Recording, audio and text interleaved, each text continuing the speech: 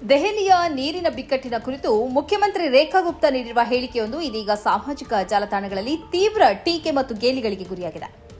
ತಾಪಮಾನ 45 degree Celsius ದಾಟಿದ್ದು ದೆಹಲಿಯ ಜನತೆ ತೀವ್ರ ಕುಡಿಯುವ ನೀರಿನ ಅಭಾವವನ್ನು ಎದುರಿಸುತ್ತಿದ್ದಾರೆ. ಈ ಸಂದರ್ಭದಲ್ಲಿ ಪಾರ್ಟಿ ಕಾರ್ಯಕ್ರಮವೊಂದರಲ್ಲಿ ಮಾತನಾಡಿದ ಸಿಎಂ ಗುಪ್ತಾ, ವಿಪರೀತ ಬೇಸಿಗೆಯ ಕಾರಣದಿಂದಾಗಿ ನಾವು ಸರಬರಾಜು ಮಾಡುವ ನೀರು ದಾರಿಯಲ್ಲೇ ಆವಿಯಾಗ್ತಿದೆ. ಅದಕ್ಕಾಗಿಯೇ ದೆಹಲಿಯಲ್ಲಿ ನೀರಿನ ಕೊರತೆ ಇದೆ ಎಂದು ಸಮರ್ಥಿಸಿಕೊಂಡಿದ್ದಾರೆ.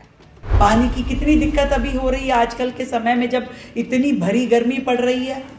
पानी हमारा जो आता है वो इवेपरेट हो जाता है बीच में कुछ पानी, तो उसके कारण शॉर्टेज हो जाती है. कुछ लीकेज हो जाता है, उसके कारण शॉर्टेज हो जाती है. ಈ ಹೇಳಿಕೆಯನ್ನ ಕಂಡ ನೆಟ್ಟಿಗರು ಮತ್ತು ವಿರೋಧ ಪಕ್ಷದ ನಾಯಕರು ಮುಖ್ಯಮಂತ್ರಿ ಅವರ ಜ್ಞಾನದ ಬಗ್ಗೆ ವ್ಯಂಗ್ಯವಾಡಿದ್ದಾರೆ. ಮೂರ್ಖತನಕ್ಕೆ ಒಂದು ಮಿತಿ ಇರಬೇಕು ಎಂದು ಕೆಲವರು ಟೀಕಿಸಿದ್ರೆ, ಆಮ್ ಆದ್ಮಿ ಪಕ್ಷದ ಸೌರಭ್ ಭಾರದ್ವಾಜ್, ಕಾಂಗ್ರೆಸ್ ವಕ್ತಾರೆ ಸುಪ್ರಿಯಾ ಶ್ರೀನಾಥ್ ಕೂಡ ವ್ಯಂಗ್ಯದ ಮೂಲಕ ಗೇಲಿ ಮಾಡಿದ್ದಾರೆ. ಜವಾಬ್ದಾರಿಯುತ ಸ್ಥಾನದಲ್ಲಿರುವವರು ಇಂತಹ ಅಪ್ರಬುದ್ಧ ಹೇಳಿಕೆಗಳನ್ನು ನೀಡುವುದು ಆಶ್ಚರ್ಯಕರ ಮತ್ತು ದುರದೃಷ್ಟಕರ ಎಂದು ಜನಸಾಮಾನ್ಯರು ಆಕ್ರೋಶ ವ್ಯಕ್ತಪಡಿಸಿದ್ದಾರೆ.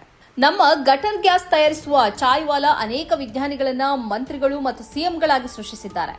ನಮ್ಮದೇ ಸಿಎಂ ರೇಖಾ ಗುಪ್ತಾ ಅವರು ದೆಹಲಿಯಲ್ಲಿ ನೀರಿನ ಕೊರತೆ ಏಕೆ ಇದೆ ಎಂಬ ವಿಷಯದ ಬಗ್ಗೆ ತಮ್ಮ ವೈಜ್ಞಾನಿಕ ಜ್ಞಾನವನ್ನು ಪ್ರದರ್ಶಿಸುತ್ತಿದ್ದಾರೆ ಎಂದು ಪ್ರಶಾಂತ್ ಭೂಷಣ್ ಅವರು ದೆಹಲಿಯ ಮುಖ್ಯಮಂತ್ರಿ ರೇಖಾ ಗುಪ್ತಾ ಅವರ ನೀರಿನ ಬಿಕ್ಕಟ್ಟಿನ ಕುರಿತಾದ ಹೇಳಿಕೆಯನ್ನು ಉಲ್ಲೇಖಿಸಿ ಟ್ವೀಟ್ ಮಾಡಿದ್ದಾರೆ.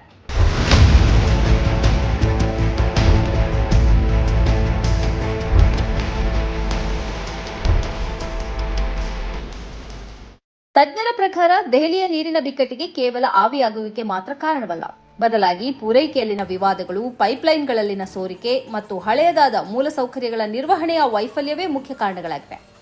3 ಕೋಟಿ ಜನಸಂಖ್ಯೆ ಇರುವ ದೆಹಲಿಯಲ್ಲಿ ನೀರಿನ ಅಭಾವದಿಂದ ಜನರು ಟ್ಯಾಂಕರ್ಗಳಿಗಾಗಿ ಗಂಟೆಗಟ್ಟಲೆ ಕಾಯುವ ಪರಿಸ್ಥಿತಿ ಉಂಟಾಗಿದೆ. ನೀರಿನ ಬಿಕ್ಕಟ್ಟನ್ನು ನೀಗಿಸಲು ಆವಿಯಾಗುವಿಕೆಯನ್ನು ತಡೆಯುವ ಪರಿಹಾರದ ಬದಲು ಆಡಳಿತಾತ್ಮಕ ವೈಫಲ್ಯವನ್ನು ಒಪ್ಪಿಕೊಳ್ಳುವುದು ಉತ್ತಮ. ಬಿಸಿಲು ದೆಹಲಿಗೆ ಮಾತ್ರವಲ್ಲ, ಇಡೀ ದೇಶಕ್ಕೆ ಇದೆ. ಅಲ್ಲಿ ಮಾತ್ರ ಯಾಕೆ ಇಂತಹ ವಿಚಿತ್ರ ಸಮಸ್ಯೆ? ಇದು ವಿಜ್ಞಾನದ ತರ್ಕವಲ್ಲ, ಬದಲಾಗಿ ಜನರ ಬೌದ್ಧಿಕ ಮಟ್ಟಕ್ಕೆ ನೀಡಿದ ಅಪಮಾನ. ಇಂತಹ ಹೇಳಿಕೆಗಳನ್ನು ನೀಡುವುದರಿಂದ ನೀರಿನ ಸಮಸ್ಯೆ ಬಗೆಹರಿಯುವುದಿಲ್ಲ, ಜನರ ಕೋಪ ಮಾತ್ರ ಹೆಚ್ಚಾಗ್ತದೆ. ಇಂತಹ ಸಂಕಷ್ಟದ ಸಮಯದಲ್ಲಿ ಆಡಳಿತಾರೂಢ ಸರ್ಕಾರವು ವಾಸ್ತವಿಕ ಪರಿಹಾರಗಳನ್ನು ಕಂಡುಕೊಳ್ಳುವ ಬದಲು ಇಂತಹ ಅಸಂಬದ್ಧ ಸಮರ್ಥನೆಗಳನ್ನು ನೀಡುತ್ತಿರುವುದು ದೆಹಲಿಯ ಜನತೆಯಲ್ಲಿ ಮತ್ತಷ್ಟು ಅಸಮಾಧಾನವನ್ನು ಮೂಡಿಸಿದೆ. ಈ ಕಾರ್ಯಕ್ರಮದ ಪ್ರಾಯೋಜಕರು ಗಡಿಯಾರ್ ಗ್ರೂಪ್ ಆಫ್ ಕಂಪನೀಸ್,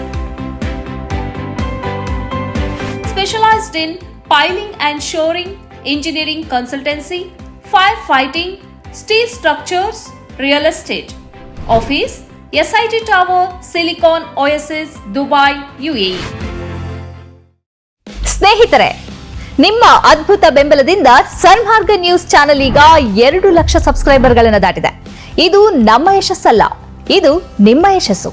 ನಮ್ಮ ಮುಂದಿನ ಗುರಿ 4 ಲಕ್ಷ. ಇದು ಕಷ್ಟವಲ್ಲ, ನೀವು ಮಾಡಬೇಕಾದದ್ದು ಸಿಂಪಲ್. ನೀವು ಸನ್ಮಾರ್ಗ ನ್ಯೂಸ್ ಚಾನೆಲ್ ವಿಡಿಯೋವನ್ನ ನಿಮ್ಮ ಸ್ನೇಹಿತರಿಗೆ, ಕುಟುಂಬದವರೊಂದಿಗೆ ಹಂಚಿಕೊಳ್ಳಿ ಮತ್ತು ಅವರಲ್ಲೂ ಸಬ್ಸ್ಕ್ರೈಬ್ ಮಾಡಲು ಹೇಳಿ. ನೀವು ಶಕ್ತಿಯನ್ನು ಕೊಡಿ, ನಾವು ನಿಖರ ಸುದ್ದಿ ಕೊಡ್ತೇವೆ. ಧನ್ಯವಾದಗಳು.